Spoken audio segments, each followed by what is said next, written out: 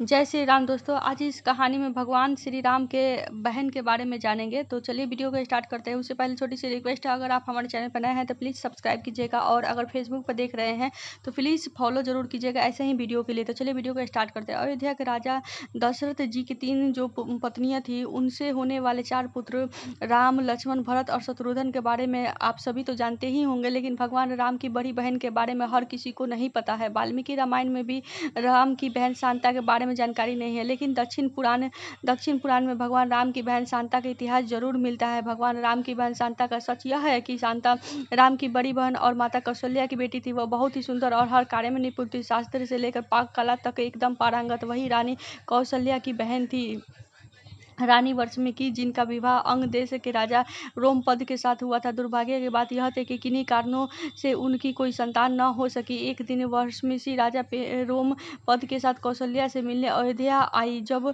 जब सभी एक साथ बैठकर भोजन कर रहे थे, तभी वाल्मीकि ने दशरथ की पुत्री शांता की शालीनता और कार्यकुशलता से मोहित होकर अपनी एक इच्छा प्रकट की। वाल्मीकि ने कहा कि वैसे तो मेरी कोई संतान नहीं है, लेकिन मेरी इच्छा है कि शांता की तरह ही मेरी ही एक पुत्री हो। वाल्मीकि कि इस बात पर राजा दशरथ उन्हें शांता को गोद लेने को वचन देते हैं। इस प्रकार से राजकुमारी शांता अंग देश के राजा रोमपद की पुत्री बन जाती है। एक दिन राजा रोमपद किसी काम में इतना खोए रहते हैं कि उनकी चौखट पर आए ब्राह्मण की आवाज़ उन्हें सुनाई ही नहीं देती है। फलस्वरूप ब्राह्मण को खाली हाथ वापस लौटना पड़ता है। देवराज इंद्र को राजा रोमपद द्वारा किया गया ब्राह्मण का यह अपमान जरा भी रास नहीं आता। वह अंग देश में वर्षा न करने का निश्चय कर लेते हैं।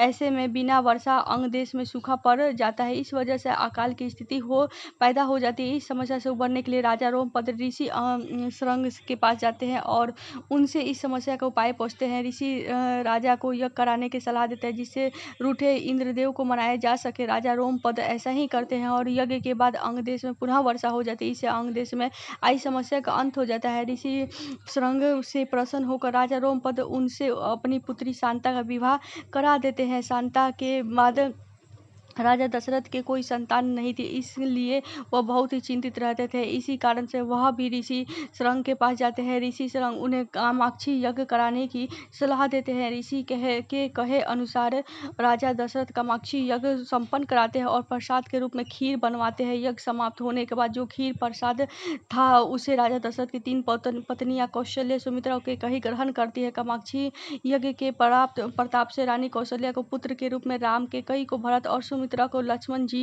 एवं शत्रुघ्न जी की प्राप्ति हुई। चारों पुत्रों को अपनी बहन शांता के बारे में कुछ भी मालूम नहीं होता है। समय के साथ धीरे धीरे राम को अपनी माता के दुख का पता चलता है। साथ ही भगवान राम की बहन शांता के जीवन का साथ जो कोई नहीं जानता था, राम को मालूम हो जाता है। बहन शांता के बारे में जानने के बाद राम अपनी माँ को बहन शांता से मिलवाते हैं और सभी पुराने मतभेद को दूर कर एक साथ रहने का वचन देते हैं। तो दोस्तों, आज की ये कहानी भगवान श्री राम के बहन की कहानी आपको कैसी लगी? अगर कहानी थोड़ी सी भी पसंद आई है तो लाइक जरूर कीजिएगा। तो मिलते हैं किसी और नए वीडियो में नई जानकारी के साथ, धार्मिक वीडियो में। तो जय श्री राम।